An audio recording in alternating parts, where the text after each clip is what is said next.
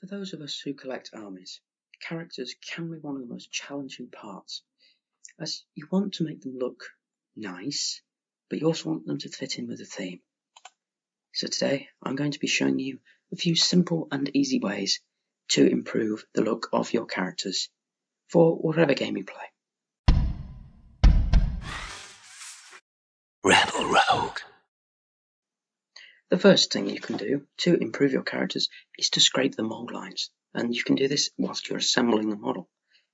In this case, I've got the Primaris Captain from Indomitus and the starter set and such like. I bought it second hand on sprue, and you can see I've clipped it from the sprue. I'm preparing to scrape the mould lines.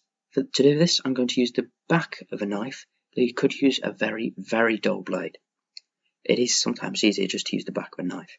I'm just gently scraping it along the edges, these sort of seam lines. They're like raised lines across the model, and they will run a perfectly straight line all the way around it from where you've clipped it off the sprue. Just be aware of that. I'm also cleaning off any little like nubs left from the sprue. Do be careful that you don't scrape off any of the detail or any parts that are meant to be on the model, but they are off. But for Space Marines, certainly mould lines are often down the shin guards. So anywhere that there's a line that doesn't seem quite correct. You can also use little files and such like, and knives just to carefully scrape the lines in more detailed places. So the next thing you can do is you can make a nice base for it. I would recommend doing this before you prime, though I often do it after, but keep the model separate from the base. In this instance, I have a Terminator Captain, and I'm going to make a sort of raised base, sort of like a rocky outcrop. I'm using a piece of polystyrene, expanded polystyrene, or extruded polystyrene, that came with some packaging or something. And I'm just cutting it to fit the size of the 40mm base. I do then go in, and the sort of open edge that you can see, I turn that into a rocky outcrop, but I'm just sort of shaving and shaping the the polystyrene into a sort of slope. Do remember, when cutting polystyrene, don't try and drag your blade. Don't try and drag it in big long cuts several times like you would with, for example, XPS. With EPS, you want to do a sawing motion. That will not get you a nice clean cut. If you don't, you will just shred it, and it will not look good at all. And you can see I'm doing this in this instance. I'm just also checking to make sure it still fits on the base. This is the base it came with when I bought it second hand, so it does have a current base detail on it. You can make bases as simple or as complex as you would like. This is a more complex base. The Primaris Captain we saw before comes with its own plastic moulded base, and if you want a quick and easy way of doing bases, you can buy them from Games Workshop moulded, or you can just, if it comes with a moulded base, you can use that. And for some models, I would recommend doing this. Just a bit of sand or earth or something, soil, can really go a long way, just to help make your model look better. You could use something like tile grout, or like chicken feed, like the chicken stones or something, depending on what you want. In this case, I've raided my bits box for some bits. I've got a flag arm from a Napoleonic, but I'm not using it. But don't worry, I'm not using them for Napoleonics. I've also got a Space Marine head, which I decided to drill straight down the middle, and it took me a very long time because this is an Archimedes drill, but I couldn't clamp it anywhere. So yeah, it took a long time. I eventually got through it, and then I decided later on that I was not going to use it on the base because it would just become too crowded, but I will be using it on a future base. As you can see, I'm using my Archimedes drill like a pin vise. I really should get a pin vise and a good set of drill bits, but that's all I've got. Now, you can see a few of the bits I've got. I've got a shoulder pad, a bit of like a Chaos Marine's shoulder pad. I've got a weird plumy thing, which I think is from a Chaos Marine. I've got a Terminator Lord spiky rack, and now I'm the Space Marine head and that flag, rifle arm. So I'm just adding some filler to this base, just to give it a bit of texture. And that is a cheap and easy way of building a bit of texture. You can shape it in all sorts of ways. You can't carve it per se, but you can get like sort of uneven ground. And it's a cheaper alternative to texture paste. If you have sand or gravel or grit or something, you can mix it into it. I wouldn't recommend mixing it into all of your filler, but you can mix it into some of the filler and get a sort of texture paint. It will certainly become like a texture paste, and it's quite cheap. It's just like standard household filler, all-purpose filler, and it works really well. It does, I think it shrinks. It does shrink, so I wouldn't recommend using it on a flat surface because it can cause it to warp. Oh no, it's clay. Might be both, I don't know. But there we are, just cleaning up my Terminator Lord of Peace as we normally would.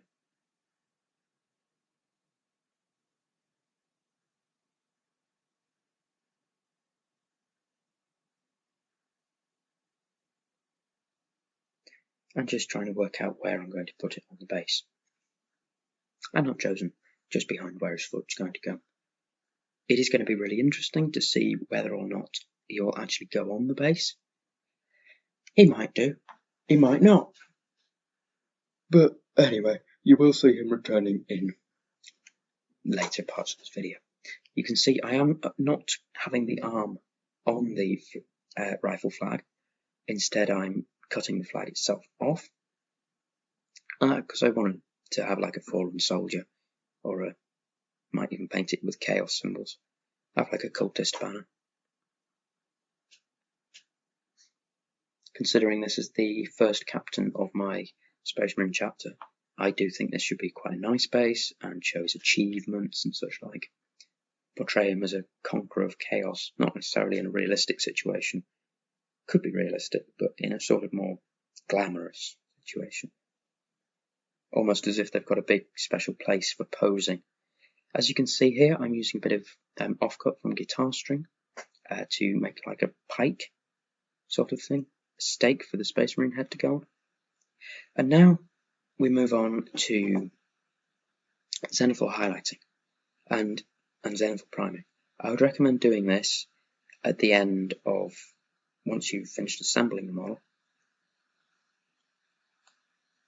as it is priming and you can stick it on a base and do all sorts. It basically involves spraying paint from an angle above the model.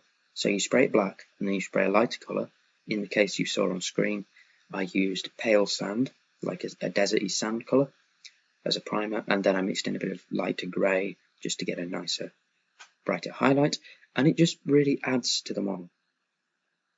It can be used as undershading, like underpainting, and if you are painting a lot with an airbrush or painting very thin layers, I would recommend doing this, as it gives you natural lighting and you don't have to worry so much about the lighting.